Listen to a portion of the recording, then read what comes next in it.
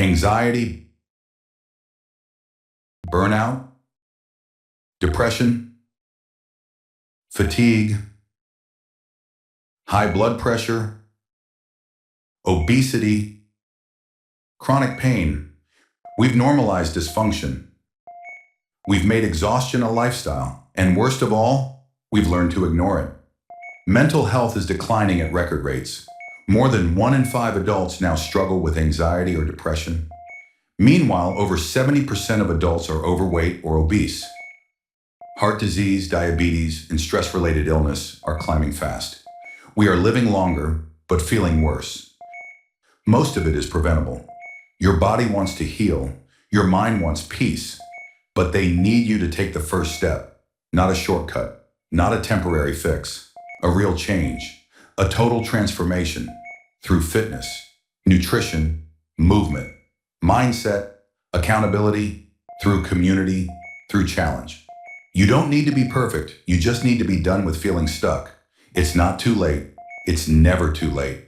It's time to take back your energy, your confidence, your joy. It's time to take back your health. It's time to press.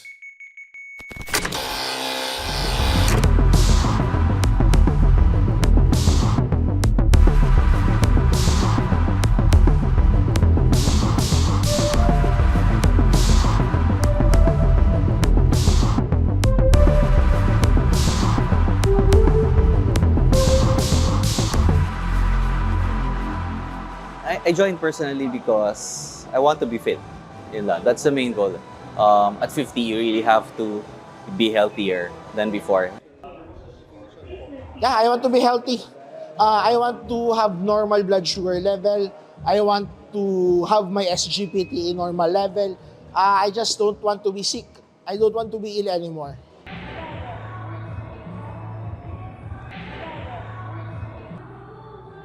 I joined this contest because, first of all, I want to gain my confidence back. I lost a lot of weight before, but the thing is, it will do a yo-yo effect. So this time, I really want to really make sure that I'm consistent with my weight.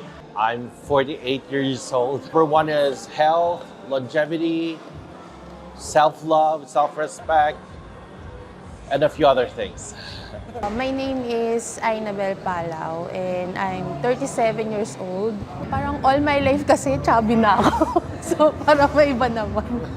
I want to be better, not just by numbers, being weaker after pandemic because of sedentary lifestyle. So I want to break that stigma and within myself and to be back at my confidence again. As they say, health is wealth. So if you're not healthy, how can you work? If you're not healthy, how can you take care of your family and other people around you?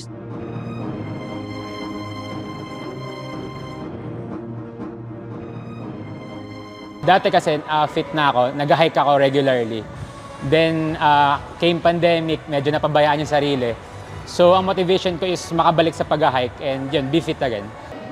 Winning this competition, I think my greatest motivation is really like my old photos of myself and like my clothes that don't fit anymore. So it's really like I want to get back to like being the best version of myself, really.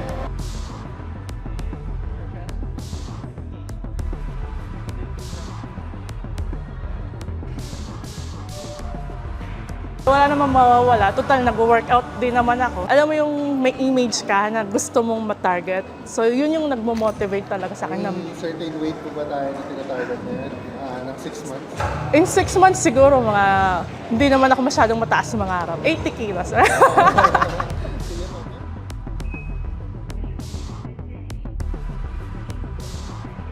For self-improvement actually. I mean, I'm focusing more on myself. Feel more healthy and to make life easier in terms of everyday lifestyle. Something, yeah.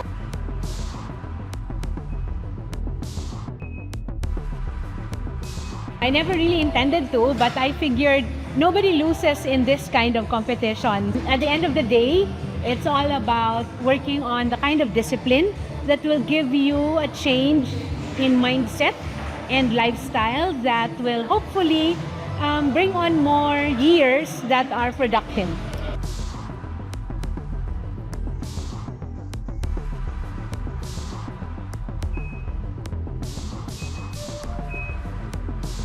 See my best version, ayan po, to be healthy and also, kasi it's my first time talaga to join this competition ko. So, parang ini-enjoy ko lang yung journey, tsaka yung milestone ng progress ko. Ayun. I've always wanted like an external motivation to actually work out because I've been working out since I was younger, but doing it myself was always harder. To have something motivate me made me think, okay, this is an opportunity to finally achieve what I've always wanted to achieve. Whatever passions I had when I was younger, because something I wanted to do for the longest time is get to 50 kilograms and finally donate blood to the Red Cross. Like 10 years at this point, that's what I wanted to do. And so I actually have like a little tattoo on my arm of what I looked like in the 8th grade, just so like whenever I do finally get biceps and I'm bigger, I'm just like, I flex. It's pointing at me. I got it. I joined this competition because I need an extra push to motivate me to take my diet seriously. My greatest motivation are my kids. I want to become more healthy so I can live longer and guide them as they grow up.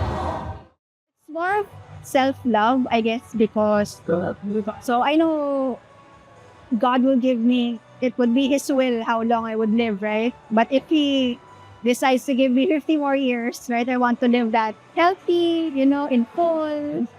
I want to take care of my grandchildren, future grandchildren, if any, and be capable of taking care of not just myself, but my husband as well, in our old age. My plan is like, I don't really aim to win. I rather focus on like the milestones I'll reach. And if I win, I'll be like, oh, nice. It's just like an additional point. Like my main point of joining this is just like to keep me engaged in losing weight. Because like, honestly, I'm not like a physical person. And going to the gym is really like a task for me or like an obligation. So I believe like joining this competition would help me like make gym more engaging since I'm a competitive person. So I was like, oh, okay. To get fitter, parang kasi may at our age, yung edad namin na 37 and above, yun yung mga nasa age na talagang yung health natin is fluctuating, nagkakaroon na lahat nag-uusbungan. So if you want to get fit, if you want to get healthy, parang ito yung motivation ko na parang let's have a different path growing up.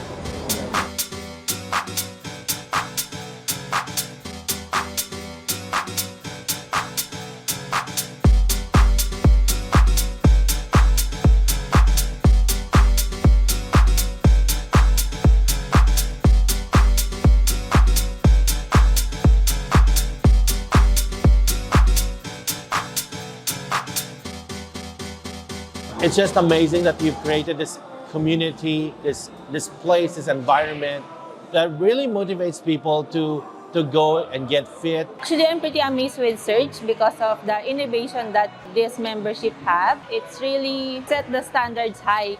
Thank you, Surge, for creating this competition. This would also help strengthen the community within Surge. Thank you for putting this program together and being able to reach out to more of different segmented age groups with different lifestyles to make sure that we really understand what being healthy is all about. To all my competitors, you're not my competitors. We are all in this together. Win or lose, it's just about the title. The fact is, why we're here right now makes us a winner already.